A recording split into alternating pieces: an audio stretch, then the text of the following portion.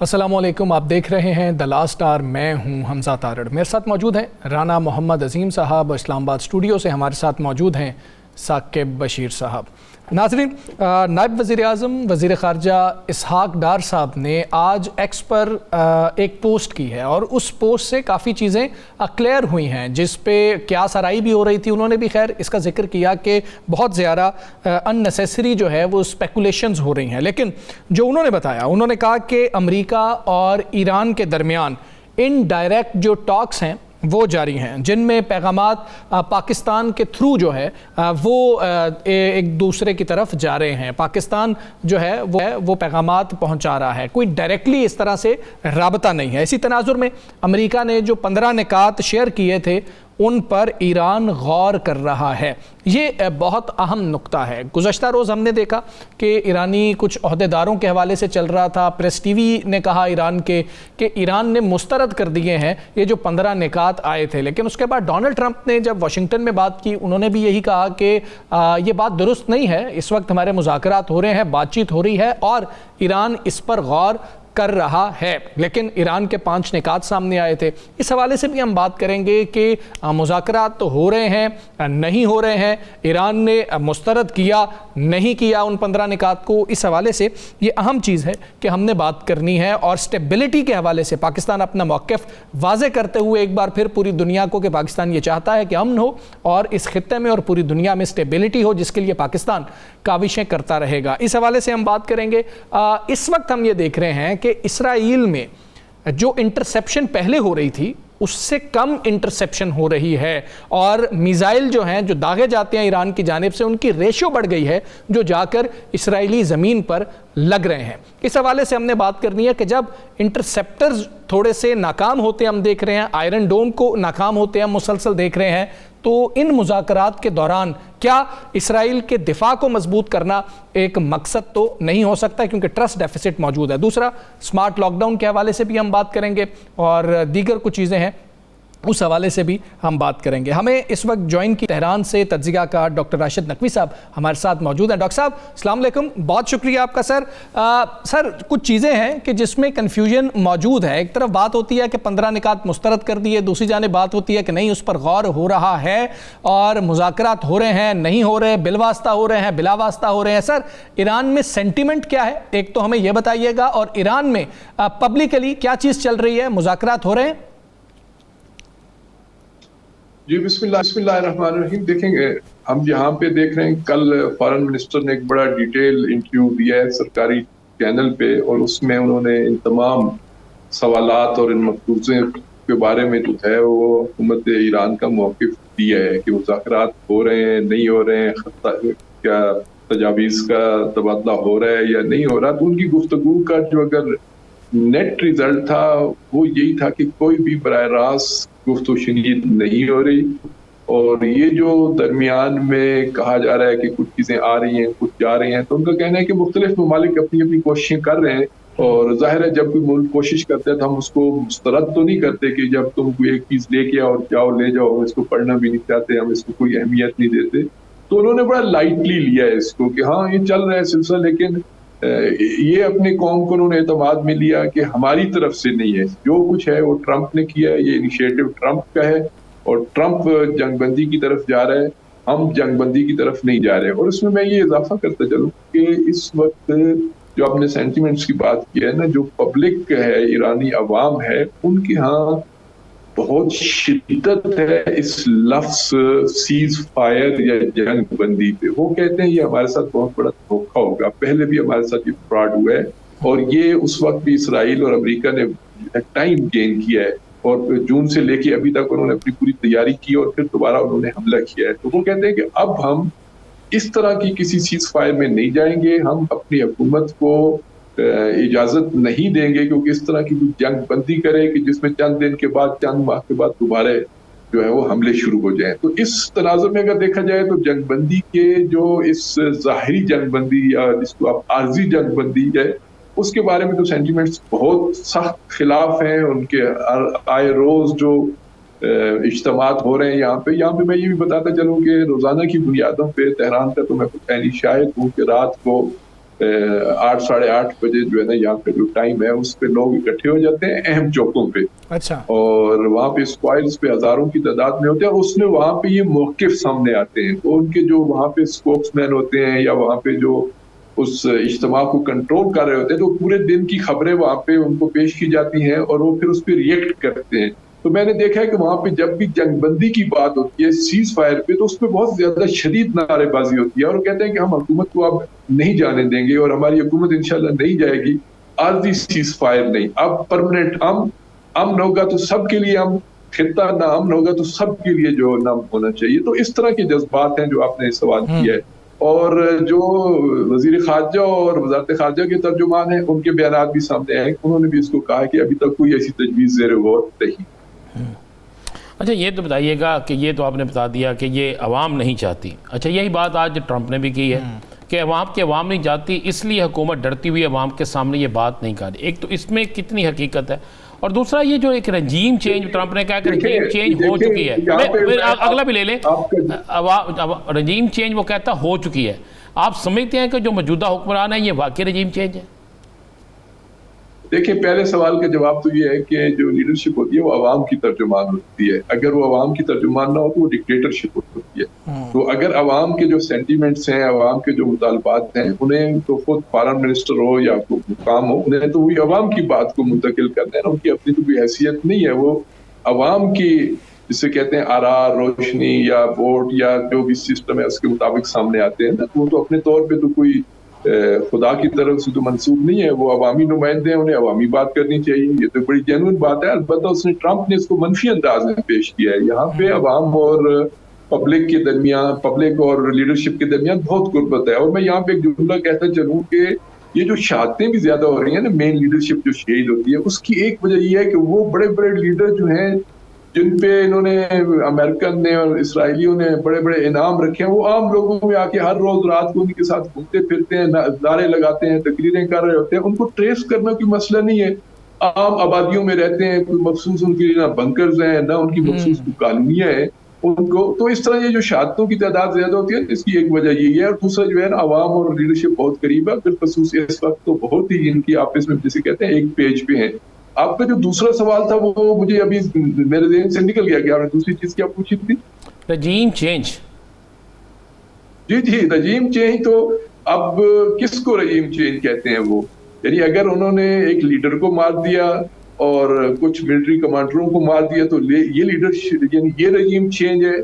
आप देखें, यहाँ पे भी बड़ी खूबसूरत बात की जाती है और इसको तो अब बाकायदा एक स्लोगन बन गया है कि एक जवान खामनाई एक सिर रसीदा खामनाई की जगह पे आ गया है। कुछ तब्दीली बस यही हुई है कि बाप की जगह पे बेटा है और बेटा उससे ज्यादा एनर्जेटिक है, उससे ज्यादा अपने अवाम के साथ जो है वो राब्ते में। उनका जो पहला पैगाम आया, अगर काश आपके नाजरीन सामीन वो पढ़े तो वो उस पर अपने नौरोज के, जो उनका एक ट्रेडिशनल होता है कि यहाँ पे जो भी नौरोज का दिन होता है, पहला दिन होता है, साल का आगाज होता है, तो वो लीडरशिप जो है वो अपना एक पैगाम जारी करती है, जैसे हमारा ईद के मौके पर फलां होता है। तो उसमें उन्होंने कहा कि मैं तो टैक्सियों में ईरान के गली कूचों में घुमा हूँ, मुझे तो अवाम की सब चीजों का पता है, अवाम क्या सोचते हैं, अवाम की क्या ख्वाहिशात हैं। तो ये जो नया लीडर है ये अवाम में से आया है और उसने ये सब कुछ अपने करीब से देखा है। और वो तो एक मुजाहिद किस्म का है। उसने तो अपनी जवानी में 11-12 या 16-17 साल की एज में जो है वो इराक के खिलाफ जंग लड़ी है। तो ये अगर ये रजीम चेंज है तो फिर तो ठीक है भी, एक शख्स की जगह पे दूसरा शख्स आ गया, लेकिन निजाम के अंदर या जो चेन ऑफ कमांड है बिल्कुल वही है, उसी तरह के लोग मौजूद हैं, उसी तरह की जंग जारी है, उसी तरह के अहदाफ को लेकर ईरान आगे बढ़ रहा है। बताइएगा कि इस वक्त तक जो ईरानी शहीद हो चुके हैं लोग वहाँ पे, उनकी तादाद जो वो 3200 जो है प्लस बताई जा रही है या इससे भी ज़्यादा होंगे। एक तो ये बताइएगा कि वहाँ आप तेहरान में मौजूद हैं, तो वहाँ जो फूड की सप्लाई है या दीगर लोगों का रहन सहन है, दुकानों का खुलना बंद होना, लोगों को मुश्किलात क्या है, नहीं है, कम है, ज़्यादा है? जो लोग शहीद हो जाते हैं उनकी तदफीन किस तरह वो की जाती है? ये सारा कैसे निज़ाम ज़िंदगी वहाँ पे कितना मामूल के मुताबिक है और कितना नहीं है? आपके सवाल सारे सिचुएशन आपके सवाल के अंदर कई जवाब है, अगर मेरा थोड़ा सा जवाब लंबा हो जाएगा तो थोड़ा कोशिश कीजिएगा, उसको सुन लीजिएगा। देखें, एक जो आपने शहीद होने वाली बात की है, यहाँ पे शहादत का कल्चर है, यानी शहादत को यहाँ पे जिंदगी से बेहतर करार दिया जाता है, और कुरान भी ये कहता है कि असल जिंदा जो है वो शहीद जिंदा होता है, तो उसको ये प्रैक्टिकली मानते हैं कि शहीद जिंदा होता है, और उसको अपनी शहादत के बाद अपनी प्रैक्टिकल लाइफ में महसूस करते हैं। लिहाजा यहाँ पे शहीद होना एजाज है, यानी यहाँ पे ये नहीं है कि दुरुस्त है एक फैमिली मेंबर कम हो जाता है, उसके अपने असरात तो होते हैं, लेकिन ओवरऑल जो एहसासात और जज्बात होते हैं या जो सोसाइटी का जो उस पर रिएक्शन आता है वो उसको अपने लिए एजाज समझते हैं। और फिर ये भी है कि यहाँ पे शोधा के उन्वान से फौरन हुकूमत इतना अच्छा कंपनसेशन करती है, लोग इतना उसको रिवार्ड देते हैं कि वो खुद शख्सियत बन जाता है। वो आम फैमिली का कोई अगर बच्चा कोई नौजवान शहीद होता है तो वो फैमिली नुमाया होकर जो है वो सोसाइटी में सामने आ जाती है।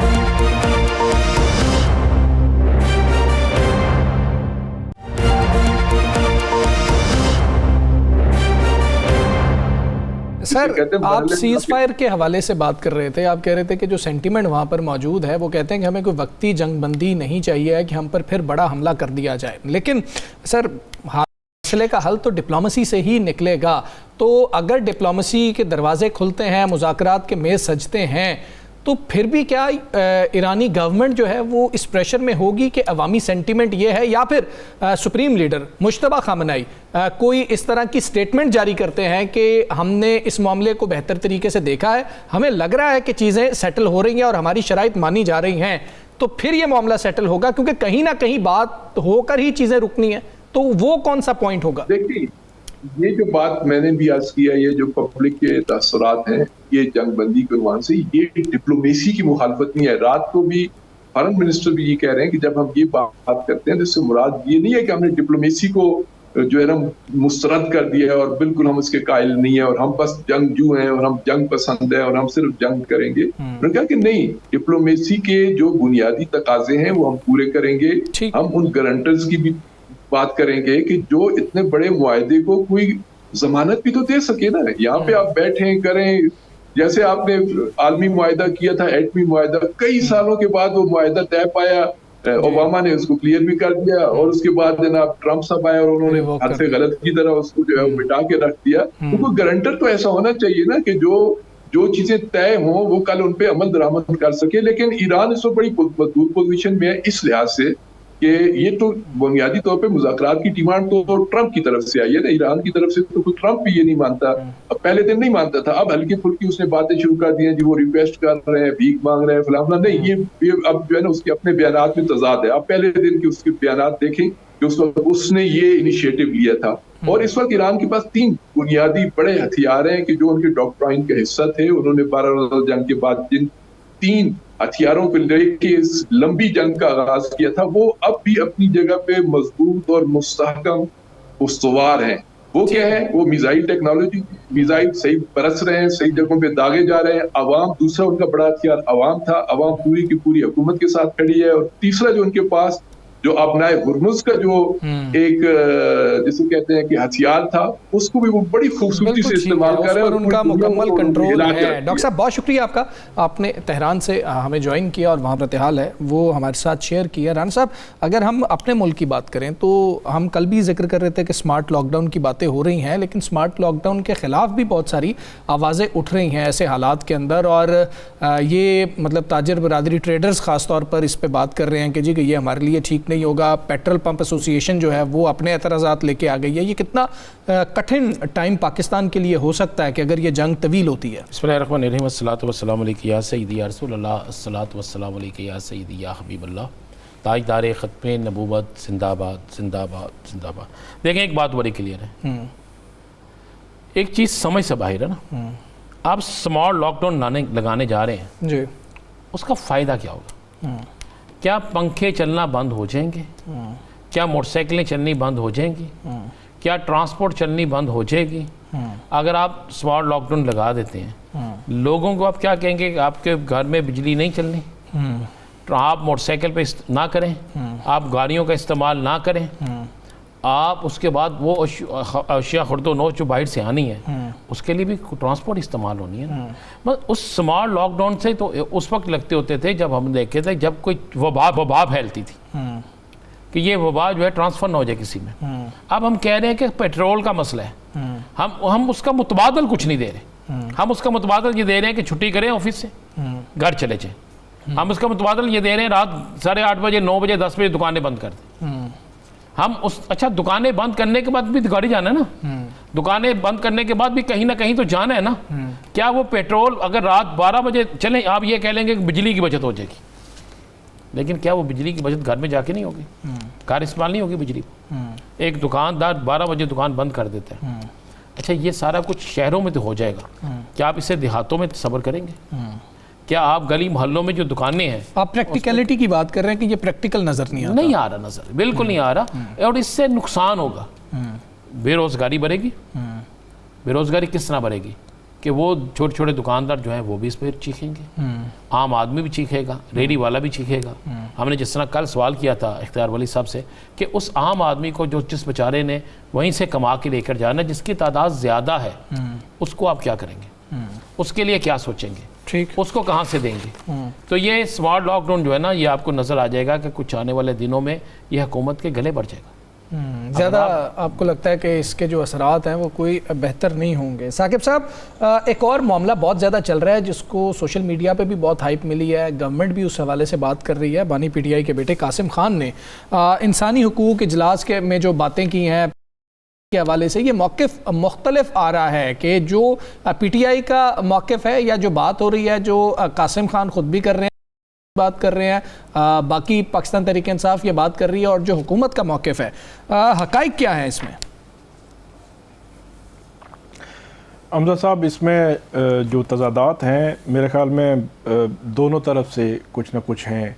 एक तो ये अक़वाम मुत्तहिदा की जो इंसानी हुकूक कौंसल है उसकी एक जो है वो तकरीब थी जिसमें कासिम खान भी मौजूद थे, इमरान खान साहब के साहबजादे जो पीटीआई के रहनुमा है वो भी मौजूद थे, और वहाँ पे जो पाकिस्तान मुखालिफ काम करने वाले लोग जो इन फोरम्स पे जाकर पाकिस्तान की मुखालफत में बहुत कुछ जो है वो बोलते हैं वो भी मौजूद थे, और उनकी एक तस्वीर भी इस जो है वो तकरीब से पहले सामने आई।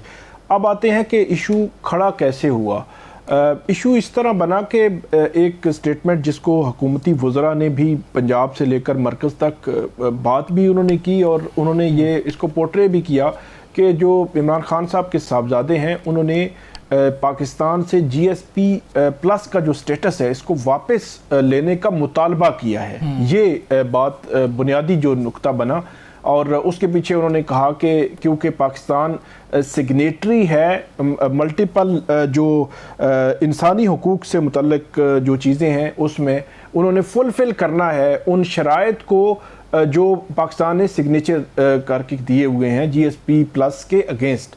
तो वहाँ पे उन्होंने वही मामलात उठाए इमरान खान साहब के हवाले से या इंसानी हुकूक की खिलाफ वर्जियों के हवाले से, लेकिन इस सारी सिनेरियो में जो कासिम खान जब गुफ्तगू करते हैं उनके अल्फाज में कहीं पे ये मौजूद नहीं है। ये मल्टीपल जगहों से हमने चेक कर लिया है कि वो कह रहे हैं कि पाकिस्तान स्टेटस GSP प्लस का जो स्टेटस है वो ख़त्म कर दिया जाए, ऐसा कुछ भी मतलब इस तरह का मौजूद नहीं है। जो वहाँ पे उन्होंने ये बात की कि जो GSP प्लस का स्टेटस ख़त्म ना किया जाए क्योंकि इससे आम लोग मुतासिर होंगे, लेकिन इसके अगेंस्ट जो शराइत पाकिस्तान ने पूरी करनी है उन पर फोकस किया जाए। ये बात मेरे ख्याल में थोड़ी सी जो है वो फैक्ट चेक में गलती हो गई। जो हुकूमती वज़रा ने भी बड़ा ज़ोर दे के इस पे बात की और इसको मतनाज़ा करार दिया, लेकिन जो PTI के एंड पे या कासिम खान या जुल्फी बुखारी उनके एंड पे जो मामला था ये बताया जा रहा है कि क्योंकि ये इवेंट जो है वो GSP स्टेटस का जो पाकिस्तान को स्टेटस हासिल है उसको ख़त्म करने के हवाले से था। उसमें उन्होंने बात तो नहीं की, लेकिन इवेंट जो है उसका स्टेटस उस तरह था, तो क्योंकि इवेंट का टाइटल इस तरह था तो इसलिए उनको ऐसे इवेंट में नहीं जाना चाहिए था जो पाकिस्तान की जो सलामती या पाकिस्तान की रियासत के खिलाफ जो है वो इवेंट जो है वो किया जा रहा हो। और वहाँ पे जो लोग मौजूद थे, कुछ ऐसी शख्सियात जो पाकिस्तान के मुखालिफ एजेंडे पे काम करती हैं किसी न किसी सतह पे, वो भी मौजूद थे, तो उनके साथ बैठ के तस्वीर आई हैं, तो वो भी एक तनाज़ा मसला पीटीआई के एंड पे या कासिम खान उनके एंड पे बना है, तो दोनों अतराफ मेरे ख्याल में बहुत ज़्यादा उस पर बहस जो है वो हो चुकी है। लेकिन एक चीज़ हमजा साहब यहाँ पे मैं सिर्फ पॉइंट आउट करूँगा, बेहतर होता कि हुकूमती वज़रा उन पॉइंट्स की रिबटल देते, जवाब देते कि जो वहाँ पे हाईलाइट किए जा रहे हैं कि पाकिस्तान में इंसानी, वो बताते कि पाकिस्तान में इंसानी हुकूक की खिलाफ वर्जियाँ नहीं हो रही, अगर वो उन्होंने बात की है कि हो रही हैं। वो बताते कि इमरान खान साहब के साथ आइन और कानून के मुताबिक ही काम हो रहा है, उससे बाहर नहीं हो रहा, उसका जवाब दे देते। बेहतर होता कि इन सवालात के जवाब दे दिए जाते, चले जाए कि इसको पूरा इशू बना के और इशू। और एक और सिर्फ आखिरी बात मैं करूंगा, आखिरी बात सिर्फ, कासिम खान जो है इमरान खान साहब के साहबजादे हैं। मैं, आप, राना अजीम साहब, कोई वजीर, कोई भी अपने आप को बेटा और वालिद के ताल्लुक की जगह पर रख के देखे तो मेरे ख्याल में उसके एहसासात, जज्बात, चीज़ें बदल जाती हैं। वो बाहर बैठे हुए 4 साल से कोशिश कर रहे हैं अपने वालिद के लिए, तो ये भी एक एंगल जो है वो हुकूमत को मेरे ख्याल में देखना चाहिए या देखना चाहिए था। बिल्कुल ठीक है। हम यहाँ पर ब्रेक लेंगे जी, ब्रेक के बाद वापस आते हैं। स्टे विद अस।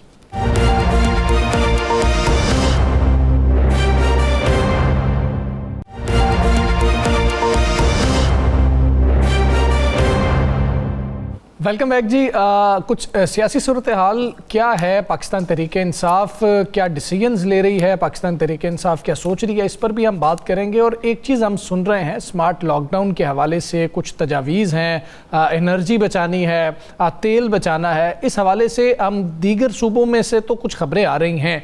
क्या खैबर पख्तूनख्वा भी कोई फ़ैसला कर सकता है, और क्या पाकिस्तान तहरीक इंसाफ समझती है कि वो हालात हैं कि किसी स्मार्ट लॉकडाउन की जानिब हमें बढ़ना चाहिए? इस पर भी हम बात करेंगे। रहनुमा तहरीक इंसाफ तैमूर सलीम झगड़ा साहब हमारे साथ मौजूद हैं। झगड़ा साहब अस्सलाम वालेकुम, बहुत शुक्रिया आपका। सर, पॉलिटिकल गुफ्तगू करते हैं पहले इस पे एनर्जी के हवाले से कि जी एनर्जी को बचाना है, हमने तेल जो है वो शायद बहुत महंगा हो जाएगा, इसलिए उसका इस्तेमाल कम करना है। दीगर सूबों से हम ये चीज़ें भी सुन रहे हैं, आवाज़ें भी आ रहे हैं कि कुछ तरतीब दी जा रही हैं चीज़ें कि शायद स्मार्ट लॉकडाउन या उसको स्मार्ट लॉकडाउन का नाम ना भी दिया गया तो मज़ीद कुछ चीज़ें हैं जिनको बंद किया जा सकता है। सर, आप समझते हैं कि ज़रूरत आन पड़ी है कि इस तरह के फैसले किए जाए, और केपी गवर्नमेंट भी क्या कुछ ऐसे फैसले कर सकती है? आपके इल्म में है कुछ ज़ेरे गौर हों चीज़ें?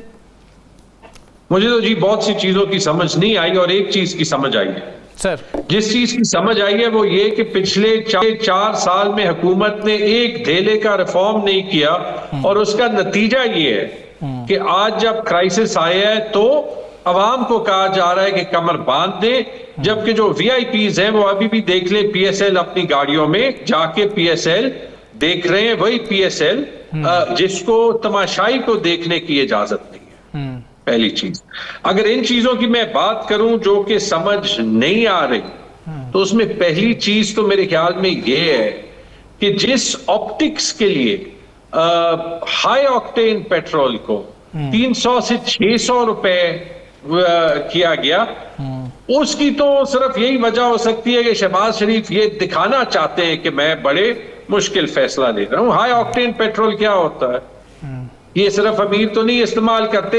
हाई ऑक्टेन पेट्रोल वो पेट्रोल है जो कि माहौल को जो है वो ज्यादा साफ बनाता है, ठीक है?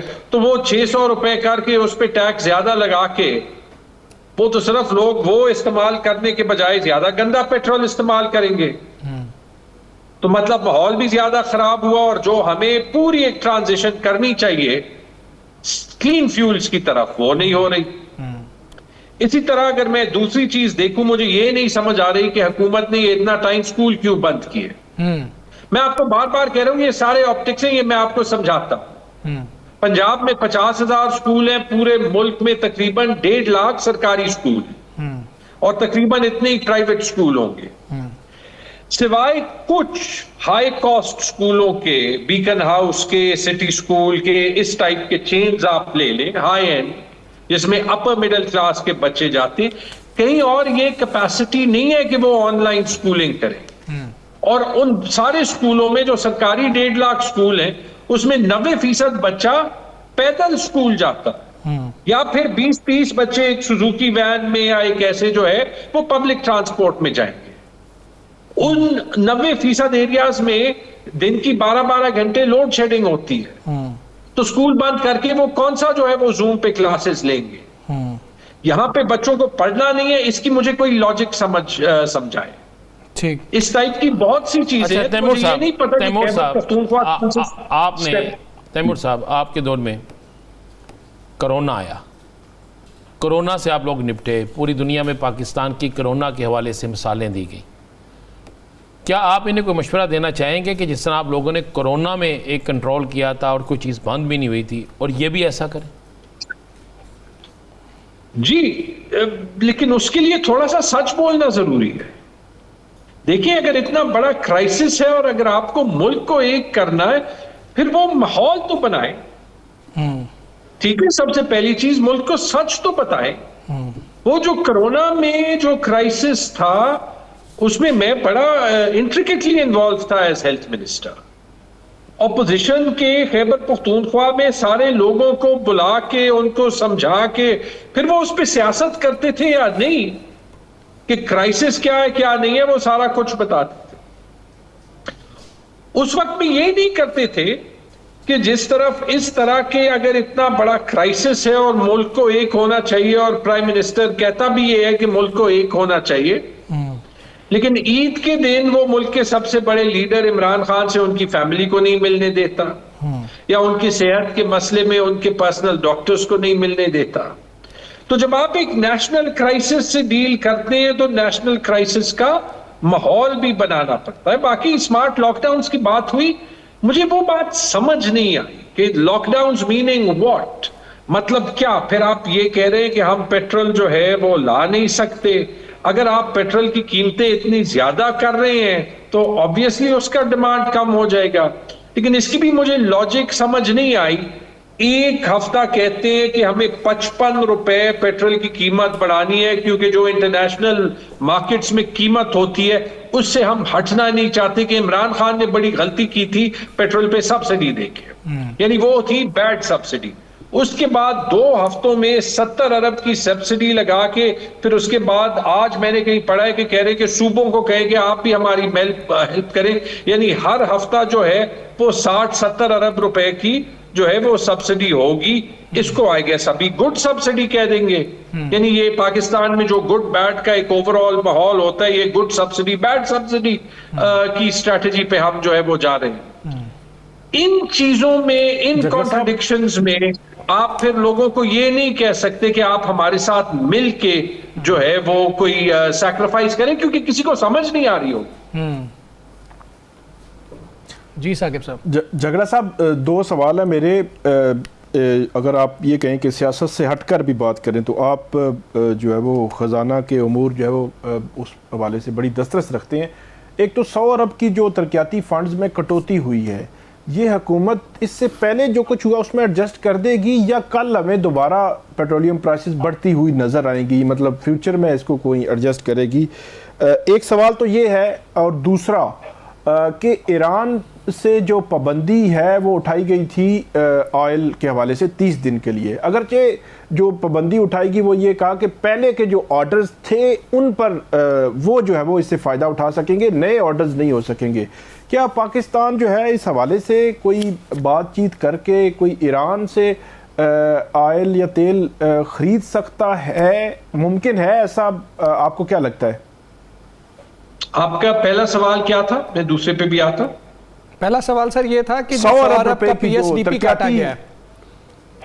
देखिए, पीएसडीपी का काट समझ में आता, पेट्रोल की कीमतें ज्यादा करना समझ में आता, अवाम की कुर्बानी समझ में आती, स्मार्ट या अनस्मार्ट लॉकडाउन सारे समझ में आते। जब अवाम हुक्मरानों को कुर्बानी देते हुए देखेंगे तो वहां पे कुर्बानी का जज्बा जो है वो ज्यादा बढ़ेगा। जहां तक पीएसडीपी का कट है, इस पे मैं यही कहूंगा कि आप इस पोजीशन में इसलिए जो है वो पहुंच जाते हैं जब आप 4 साल में, जिन 4 साल में आप वोट का हक ले लेते हैं, आप अदालती निजाम तबाह कर देते हैं, आप आइन को म्यूटिलेट करते हैं, आप ये सब करते हैं कि ये कहते हुए कि मैं मईशत में स्टेबिलिटी ला रहा हूं। उन 4 साल में अवाम का बेड़ा गर्क होता है, सबसे ज्यादा महंगाई की एक लहर जो है वो पहुंचती है और मईशत को स्टेबलाइज करने के लिए आप हैंड ब्रेक लगाते हैं। लेकिन जब आप उसमें कोई रिफॉर्म नहीं करते, रिफॉर्म होता तो हमारे पेट्रोलियम रिजर्व्स 20 दिन से ज्यादा होते, रिफॉर्म होता तो हमारे एक्सपोर्ट्स बढ़ते, रिफॉर्म होता तो हमारे मुल्क में इन्वेस्टमेंट एक्चुअली आती, और अगर ये सब होता तो लोगों की आमदन एक्चुअली ज्यादा होती इन रियल टर्म्स, और जब वो ज्यादा होती तो अब इस क्राइसिस में वो ज्यादा पानी बर्दाश्त कर सकते। अच्छा, लेकिन जगरा साहब ये तो हो गया, आमदन सिर्फ रूलिंग क्लास की ज्यादा हुई है, और वो ईरान से जो ईरान से जो तेल वाला फार्मूला है, क्या उससे अगरचे वो जो शर्त है उस पर पूरा नहीं उतरता, लेकिन क्या कोई फायदा हो सकता है? उमूमी एक सवाल जो है वो लोग पूछ रहे हैं।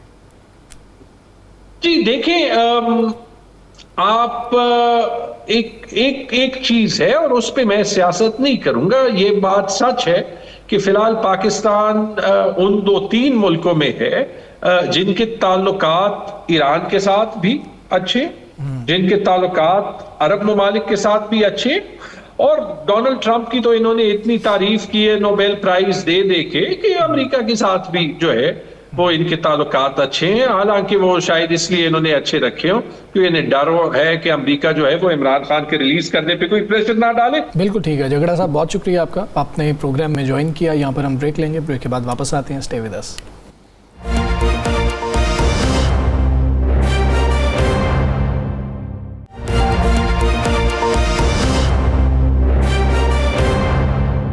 वेलकम बैक जी। जहां पर स्मार्ट लॉकडाउन की बातें हो रही हैं और कुछ इससे पहले इक़दामात उठाए गए थे हुकूमत की जानिब से, और उसमें जो एक बहुत अहम फैसला था वो था कि स्कूल्स को बंद किया जाए, तालीमी इदारों को बंद किया जाए और तालीम को ऑनलाइन शिफ्ट कर दिया जाए, यानी कि ऑनलाइन क्लासेस ली जाएं। घर से बच्चे किसी भी इस तरह के ज़राए से, अगर उनके पास टैबलेट मौजूद है, लैपटॉप्स मौजूद हैं या मोबाइल पे अगर वो आ सकते हैं तो फिर उन्होंने ये क्लासेस लेनी थी।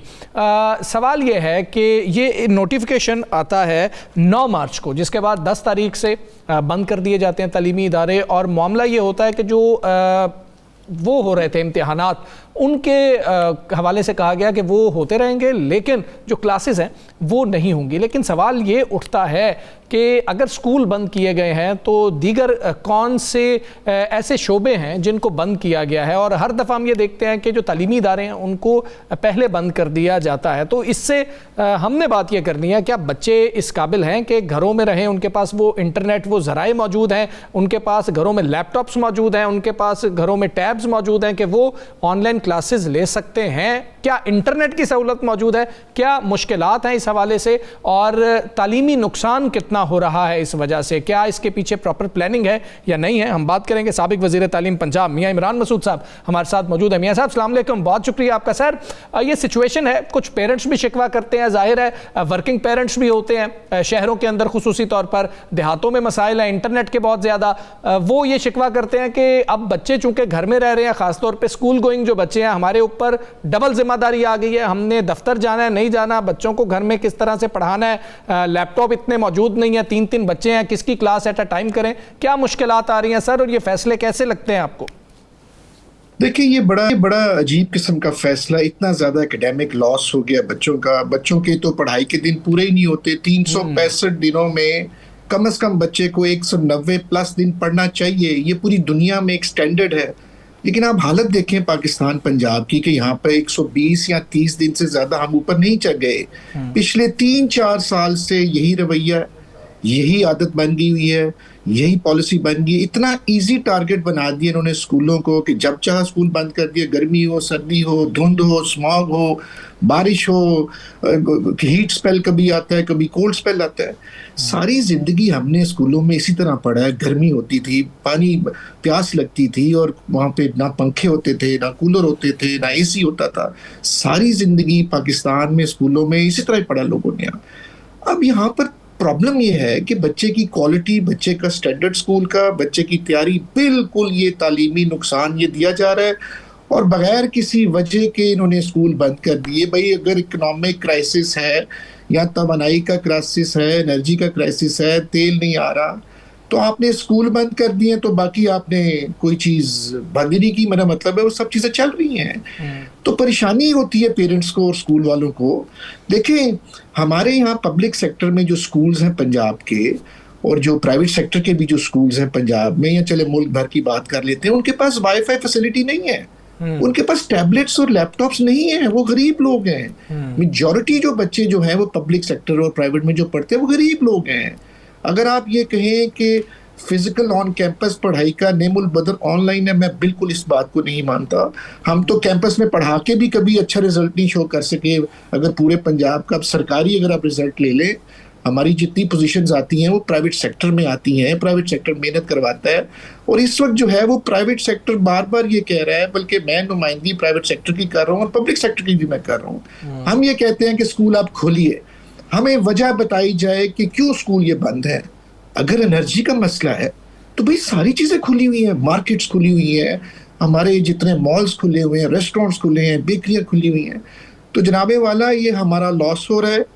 प्राइवेट सेक्टर को जो है यहाँ तालीम की इनकी कोई प्रायोरिटी नहीं है, हुकूमत पंजाब हो या हुकूमत पाकिस्तान हो। शरह ख्वानगी हमारा नीचे आ रहा है, बढ़ नहीं रहा। लोगों में बेचैनी बहुत ज़्यादा है, पेरेंट्स परेशान है। वो फीसें दी हुई हैं पेरेंट्स ने, वो बच्चे के एक एक नंबर पे माँ लड़ती है, जाके एक एक नंबर पे फाइट होती है, पोजीशंस आती हैं। यहाँ पर मेडिकल कॉलेज, इंजीनियरिंग यूनिवर्सिटी और यूनिवर्सिटीज़ में दाखिला लेना बहुत मुश्किल है जब तक आपके नंबर ज़्यादा ना ऊपर आए, मैट्रिक में भी और FA-FSC में भी आए। तो लोग अपने बच्चों को आला तालीम देना चाहते हैं, लोग इस कन्फ्यूजन का शिकार नहीं होना चाहते। भाई क्या पॉलिसी है आपकी? आपने प्राइवेट सेक्टर को बुलाया, मैं गया उस मीटिंग में, मैं सेक्रेटरी साहब से मिला। एक तो सेक्रेटरी साहिबान इतनी जल्दी से बदलते हैं कि वो पॉलिसी आगे चल नहीं पाती। हमें हाई कोर्ट ने इंस्ट्रक्शन दी कि एकेडमिक जाके अपना कैलेंडर बनाओ, जाके देखो कि बच्चों का नुकसान ना हो। 1 साल होने को आ रहा है, बल्कि करीब करीब 1 साल हो गया, अभी तक हमसे वो एकेडमिक कैलेंडर की पॉलिसी बनी नहीं है। अभी तक हम वो कैलेंडर जमा ही नहीं करा पा रहे कोर्ट में। ये महकमे को नहीं ये सोच आई थी, ये जस्टिस साहब को सोच आई। उन्होंने कहा ये बच्चों का नुकसान है। महकमे को तो जूं भी नहीं रेंगती उनकी, उनको तो पता है बस ठीक है इस तरह चलता रहेगा। अब इतना बड़ा स्प्रेड है पब्लिक के। सर ये बताइए कि अगर इसके अलावा हल क्या है जब बचत करनी है? देखिए इसके अलावा हल क्या है? और दूसरा ये भी बताइए, जो कि आप वज़ीर तालीम रहे हैं और आप बड़ा करीब से इन्हें देखते हैं, पंजाब में कितने % ऐसे स्कूल हैं जहाँ पे ऑनलाइन क्लासेस हो सकती हैं और कितने % ऐसे हैं जहाँ पे नहीं हो सकती? पंजाब में सिर्फ प्राइवेट सेक्टर स्कूलों में ऑनलाइन एजुकेशन हो सकती है। सरकार के एक स्कूल में भी नहीं ऑनलाइन एजुकेशन हो। ये आप मेरी बात लिख लें आप कहीं जाके। और पंजाब के अगर आप कहें कि सरकारी कॉलेजेस में ऑनलाइन होगी, उनकी कैपेसिटी नहीं है, उनकी ट्रेनिंग नहीं है। इक्का दुक्का कॉलेजेस जो बड़े बड़े उनमें होती है, ये कोई ट्रेनिंग नहीं है। प्राइवेट सेक्टर वाले तो फिर भी उनके पास कैपेसिटी है, वो ऑनलाइन पढ़ाते हैं, जो टॉप स्कूल्स हैं, जो जहाँ पे अमीरों के बच्चे पढ़ते हैं। तो ये सरासर नुकसान राणा साहब कौम का हो रहा है। हम तो स्कूल चलाना चाह रहे हैं, स्कूल वाला स्कूल चलाना चाह रहा है और गवर्नमेंट कह रही है ना चलो। चलो फिर रीजन बता दो, दहशतगर्दी रीजन है, आया कोई खुदा ना खास्ता हम पे हमला होने वाला है। अगर हम पे हमला होने वाला है तो भाई सिर्फ स्कूल पे ही हमला होने वाला है, बाकी किसी पे हमला नहीं होने वाला। चले आप पुलिस का पैरा लगा दें, सिक्योरिटी वहां पे कर दें। हमने तो हर किस्म की मॉक ड्रिल्स की हैं हमने। वो जी इसमें 2 फैक्टर्स थे। एक जो बज़ाहिर नज़र आता है, जो अफ़गानिस्तान के साथ जो मामला हुआ था, तो उस वक्त भी एक थ्रेट अलर्ट था, लेकिन उसके बाद ये ईरान वाला मामला आ गया। जब हुकूमती साइड जो है वो जो तेल जो ऑयल है जो कंज्यूम हो रहा है उसकी बचत के लिए ये जो है वो कर रही हैं। वो कहते हैं कि ट्रैवलिंग कम से कम हो, जिस तरह मुख्तलिफ दफातर में जो वर्क फ्राम होम कर दिया गया, PSL को कम कर दिया गया, वहाँ पे तमाशाई नहीं जाएंगे, या बहुत सारे जो इनिशिएटिव वो ले रहे हैं। ये भी वो कहते हैं कि जो कंज्यूम कम होगा और इसमें ताकि वो खपत जब कम होगी तो हम सप्लाई दे सकेंगे, कोई पैनिक क्रिएट नहीं होगी। ये वजह बताई जाती है क्योंकि एक इमरजेंसी सिचुएशन है। तो इस पे आपको लगता नहीं है कि गवर्नमेंट भी उसके पास ऑप्शन क्या बचता है फिर? देखिए पाकिस्तान के पास तो हमेशा 28 दिन का रिजर्व रहता है, हम हमेशा ये बात सुनते हैं। आया पाकिस्तान के पास कोई प्लानिंग नहीं है कि हम अपनी इस देखिए हम तो पहले भी इकोनॉमिक हम पे तो कभी भी हमें अब कह लें कंफर्ट नहीं मिला, हमेशा ही हम उधार के नीचे रहे हैं, अब हम तेल के नीचे लग गए हैं। अब उसका सारे का सारा जो उसका कह लें खुमियाजा है वो स्कूल भुगत रहे हैं। अगर आपने ट्रूली अगर अपनी एनर्जी बचानी है तो फिर मोटरवे पे देख लेना आप क्या कुछ वहां पे हो रहा है। आपने हाई ऑक्टेन बड़ा कर दिया, 600 रुपये 10 रुपये लीटर कर दिया जी, ये अमीरों को टैक्स है। तो पेट्रोल तो फिर भी जा रहा है, खर्च हो रहा है, पेट्रोल तो लोग यूज कर रहे हैं। हाँ, पेट्रोल की आप रैशनिंग कर दें, उसको कम कर दें। इंडिया में 8-8 घंटे की लाइनें लगी हैं वहाँ पे भी पेट्रोल राशन में मिलता है, पर वह स्कूल नहीं बंद हुआ, वहाँ पे स्कूल चलता रहा। अगर आपने तनख्वाहें दे दी हैं, अगर आप ऑस्टेरिटी प्लान करना चाह रहे हैं, उससे स्कूलों को क्या फायदा सर? आप अपना बाकी चीजों को भी तरफ नजर दौड़ाएगा। आप बाकी अगर आपने पेट्रोल, मेरा नहीं ख्याल इसमें चलें इस तरह कर लेते हैं कि फिर जो गांव में जो लोग हैं जो पैदल मोहल्लों में जाते हैं, स्कूलों में जो साइकिल पे जाते हैं, बेशतर आपके रूरल साइड पे जो जितने भी बच्चे हैं वो पैदल जाते हैं, गांव में जाते हैं, उनका क्या कसूर है? वो तो उनके पास तो मोटरसाइकिल भी नहीं है, उनके पास तो गाड़ी भी नहीं है, वो तो रिक्शे पे भी नहीं जाते, ना वो स्कूल वैगन लगी हुई है। अब माँ बाप जो हैं वो बदस्तूर दफ्तरों में जा रहे हैं, वो कारोबार में जा रहे हैं, वो गाड़ी पे जाते हैं, वो बस पे जाते हैं, रिक्शे पे जाते हैं, मोटर बाइक पे जाते हैं। मैं इस बहस में नहीं पढ़ना चाहता कि मेरे पास शायद इतने स्टैटिस्टिक्स नहीं है कि कितना तेल का खर्च हो रहा है। मैं तो ये कहता हूँ कि कोई मिडिल वे बनाना चाहिए था। हमें प्राइवेट सेक्टर को या स्कूल वालों को बिठाएं अपने साथ। बिल्कुल ठीक है, जो मिडिल वे निकालना चाहिए। मिडिल वे तो तभी होगा ना सर जब हमें बुलाएंगे, आप एक ही थोड़े के साथ ऑर्डर करके कहते हैं बंद कर दो, खोल दो, ये मजाक बना हुआ है। स्टेक होल्डर्स को साथ बिठाए जाएं और फिर फैसले किए जाएं तो सबको एक्सेप्टेबल होंगे। मियां इमरान मसूद साहब, बहुत शुक्रिया आपका, आपने हमें वक्त दिया प्रोग्राम में। प्रोग्राम का वक्त खत्म हुआ। मुझे राना अजीम साहब को, साकिब बशीर साहब को इजाज़त दीजिए। अल्लाह हाफ़िज़।